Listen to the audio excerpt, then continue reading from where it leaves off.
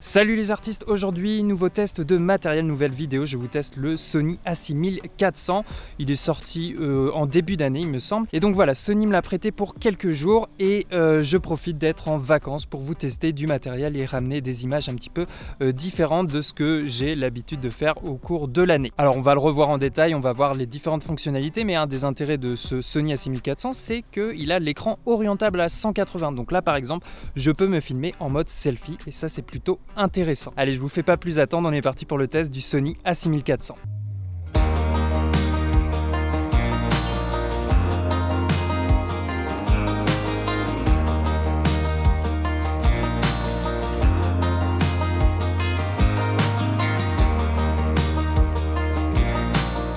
L'A6400, c'est un boîtier hybride au capteur APS-C de 24,2 mégapixels effectif. Donc ça ne change pas, on est sur les mêmes chiffres que l'A6300 ou encore l'A6500. On commence par la prise en main et l'ergonomie du boîtier. Et bien d'apparence, il n'y a quasiment aucun changement, ils sont strictement identiques. Cependant, petite différence pour l'A6500 qui intègre deux boutons personnalisables supplémentaires à son sommet et sa poignée est légèrement plus proéminente que les deux autres modèles. Les trois appareils sont presque aux mêmes dimensions, l'A6400 pèse environ 403 grammes avec batterie et carte. Le bouton d'enregistrement se situe au niveau de la poignée, juste à côté de la cale pour le pouce. Alors ça va plaire à certains, à d'autres non. Personnellement, je trouve que le bouton est assez accessible que l'on soit derrière ou devant la caméra. Contrairement à la série des A7, l'A6400 ne possède pas de joystick pour contrôler son collimateur d'autofocus.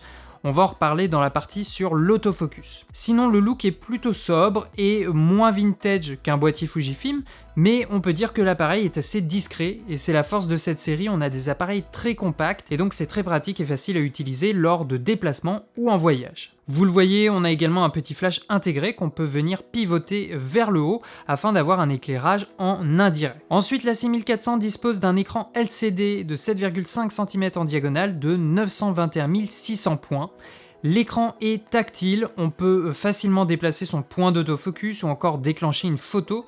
Cependant, on ne peut toujours pas naviguer dans le menu, par exemple avec le tactile. La nouveauté de l'A6400, c'est cet écran orientable à 180 degrés vers le haut. Donc là-dessus, Sony a vraiment écouté les demandes. Les gens, surtout dans cette gamme d'appareils, apprécient particulièrement un écran qui leur permet de se prendre en selfie et qui va faciliter grandement leur vlog. Donc ça, c'est plutôt positif. Cependant, c'est toujours le problème avec les écrans orientables vers le haut. Dès qu'on utilise la grille flash avec un accessoire ou un micro, la visibilité de l'écran est tout de suite obstruée. Alors, il existe des déports qui permettent d'utiliser la griffe sur le côté et conserver donc la visibilité de l'écran, ou encore il faudra utiliser une cage d'accessoires. Donc là, il y a toujours des solutions quoi qu'il arrive, mais c'est vrai que de base, c'est un petit peu dommage. Également, le système sur charnière pour faire pivoter l'écran à 180 degrés n'est pas forcément des plus pratiques, mais on s'y accommode. Certes, en fait, il faut tirer d'abord vers l'avant, puis vers le haut, donc c'est en deux temps. Et j'ai aussi un petit peu quelques doutes sur la solidité du système. Ensuite, le viseur n'a pas bougé entre ces trois modèles. On est toujours sur un écran de 2 359 296 points. Comme il est situé tout à gauche du boîtier, si votre œil directeur est le droit, le nez tombe dans le vide. Donc là, aucune gêne pour atteindre le viseur, sans quoi le dégagement oculaire suffit à l'utiliser confortablement. Pour chercher la petite bête, on aurait pu avoir les displays qui pivotent quand on passe en mode portrait. C'est plutôt pratique et c'est des choses que certaines marques font déjà. Côté connectique, on a un port micro USB, un port micro HDMI de type D, une prise micro 3.5 mais pas de prise casque. Cette dernière reste le privilège de l'A6500. L'appareil possède également une connexion Wi-Fi et NFC pour partager des photos directement sur son smartphone. L'appareil ne dispose que d'un seul emplacement pour carte mémoire, compatible uniquement à l'Ultra Speed 1. Il se situe dans la poignée, au même compartiment que la batterie, mais l'emplacement reste quand même assez éloigné de la vis pour le trépied. Donc pas de souci d'utilisation à ce niveau-là. Au niveau de la batterie, Sony annonce une autonomie d'environ 410 prises de vue avec écran LCD, toujours selon la norme SIPA. Dans la pratique, on peut monter facilement à plus de 600 prises de vue, voire plus. Après, cela dépend de votre configuration et si vous faites également aussi de la vidéo. Alors la batterie reste quand même moins performante que les NPZ que j'utilise par exemple avec l'A7 III. Mais là en vacances, j'ai testé l'appareil pendant au moins 2 semaines Et grosso modo, la batterie me durait environ une demi-journée avec une utilisation plutôt mixte photo et vidéo. L'appareil est rechargeable par USB et la batterie avec son chargeur se recharge beaucoup plus rapidement qu'une NPZ. Au niveau de la mise sous tension, c'est un peu long, comptez en moyenne 2 à 3 secondes jusqu'à affichage complet des displays. Ensuite, la 6400 a une plage ISO de 100 à 32 000 ISO qui peut être étendue jusqu'à 102 400 ISO. Au niveau de la gestion du bruit en fonction de la montée en ISO, on va dire que pour cette gamme de produits, c'est du classique. Jusqu'à 1600, allez on va dire 3200 ISO, l'image est encore assez propre. Au-delà, à partir de 6400, le grain se fait beaucoup plus remarqué, ça commence à fourmiller et on commence à perdre en détail. Je vous laisse vous faire une idée sur ces quelques images.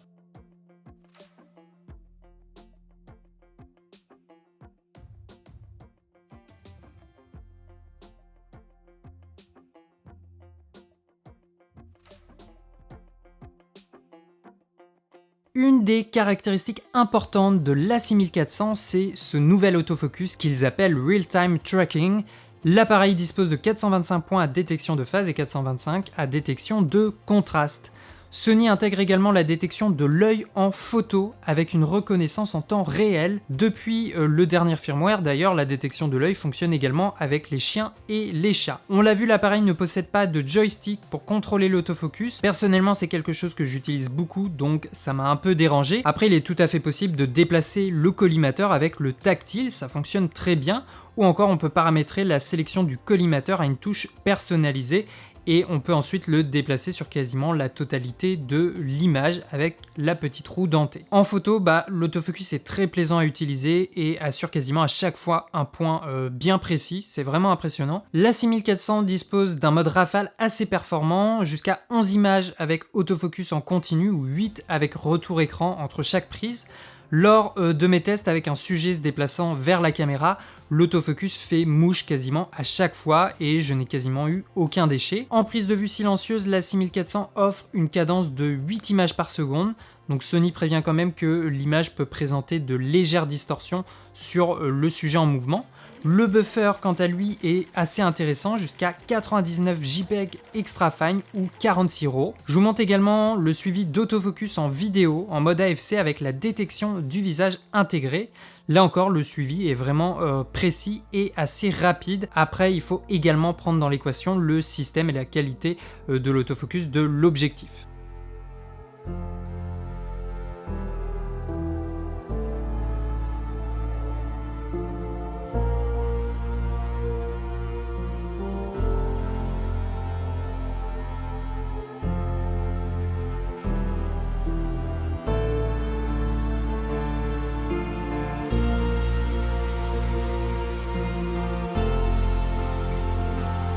Peut-être pourrons-nous espérer dans un prochain firmware que la 6400 puisse bénéficier de la détection de l'œil en vidéo, comme c'est désormais possible sur le tout dernier boîtier Sony, l'A7R IV. La plage de sensibilité de l'autofocus s'est légèrement améliorée en comparaison de l'A6300, elle est de -2 à +20 indices de luminisation. Côté photo et qualité d'image, je vous montre tout de suite une série d'images que j'ai réalisées avec l'A6400 et différents objectifs, comme ça je vous laisse vous faire un avis.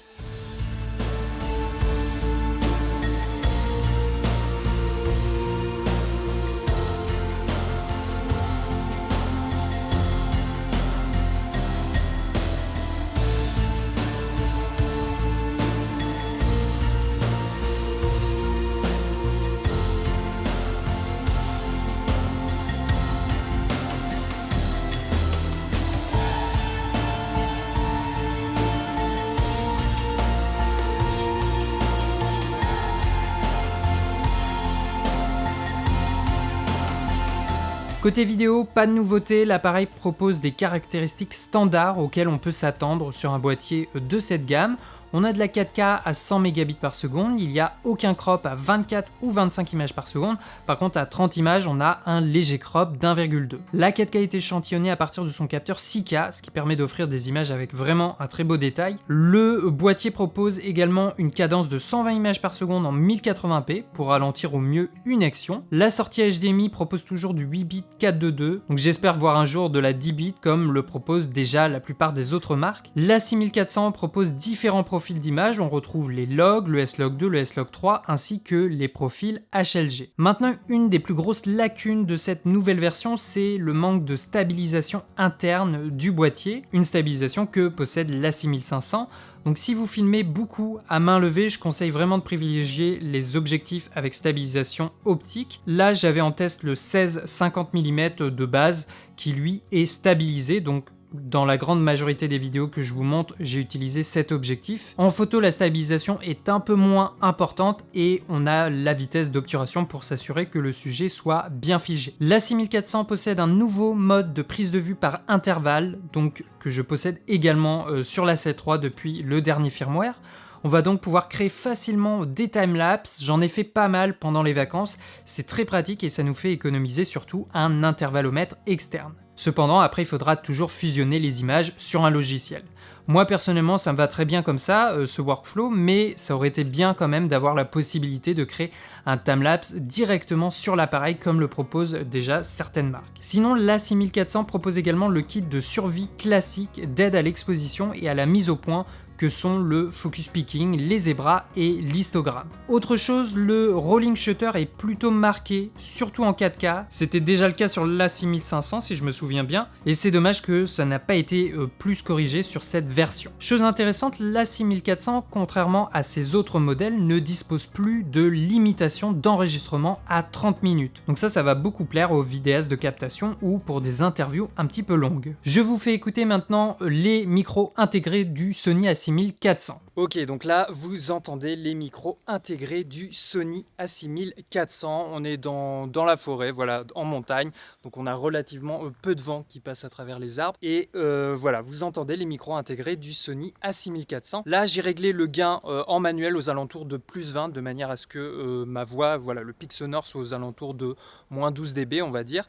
Et donc voilà, je vous laisse me dire ce que vous pensez des micros intégrés du Sony A6400. Test des micros intégrés du Sony A6400, là je suis en intérieur donc il n'y a pas de souci de vent ou de bruit parasite.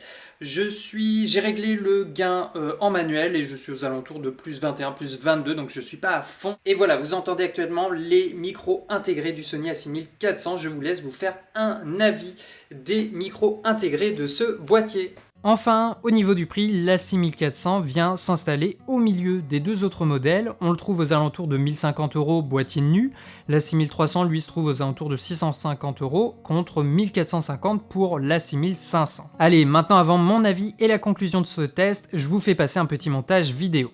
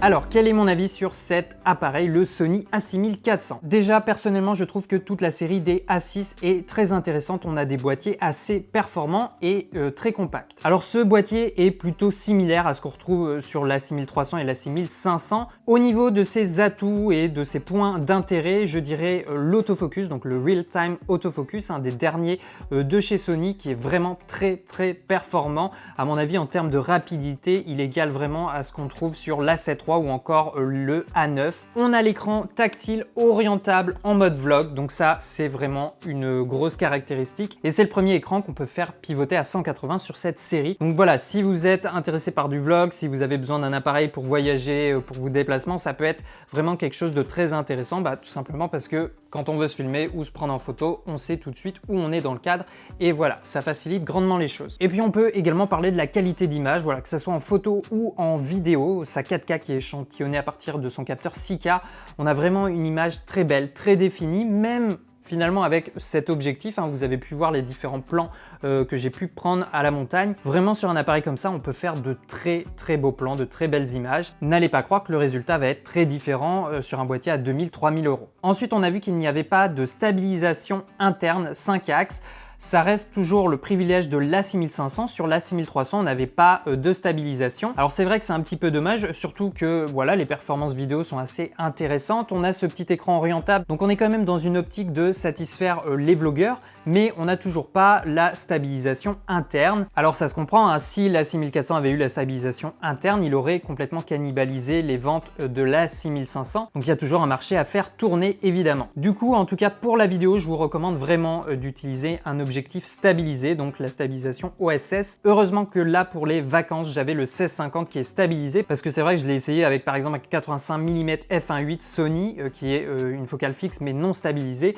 Tout de suite ça tremble, même si on essaye de se concentrer pour éliminer au maximum les vibrations, eh bien on en a toujours. Quoi qu'il arrive, si vous voulez effectuer de beaux mouvements de caméra, je vous recommande évidemment soit un slider ou un système de stabilisation externe, autrement dit les gimbals. Alors en photo, la stabilisation est un peu moins importante. On a la vitesse d'obturation quand elle est bien réglée qui va nous permettre de figer correctement le sujet. Également, on l'a vu, c'est le seul des boîtiers A6 à proposer une fonction d'intervalle de prise de vue. Donc pour faire des timelapses, vous l'avez vu, je l'ai utilisé pas mal pendant les vacances, c'est vraiment très pratique. Ça nous fait économiser un intervallomètre externe. Alors c'est vrai que la Sony a eu dernièrement une vague de mise à jour pour justement intégrer entre autres cette fonction d'intervallomètre. Pour l'instant, je ne crois pas qu'il soit proposé sur l'A6500 et l'A6300 et je ne sais pas s'il compte le faire et si ça va être fait prochainement. Également, on l'a vu, il n'y a plus de limitation vidéo, de durée d'enregistrement. On n'est plus limité à 30 minutes d'enregistrement. Là, par exemple, c'est le cas. Je suis en train de me filmer avec l'A7 III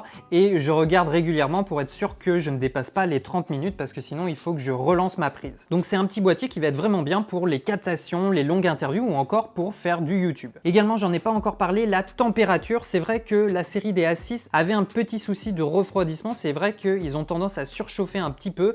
Je sais que c'était le cas sur l'A6500 et je crois également sur l'A6300, notamment quand on filme en 4K pendant plusieurs minutes.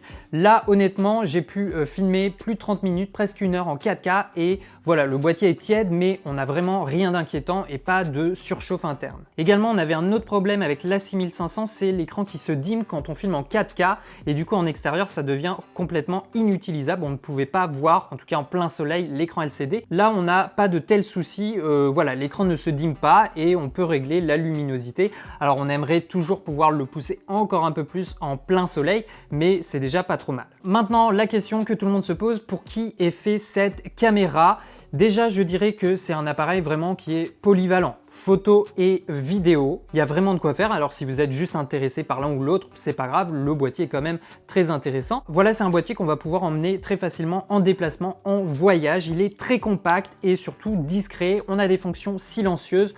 Donc vraiment, vous voyez, ça tient dans la paume de la main. C'est un petit appareil qui se glisse très facilement dans le sac.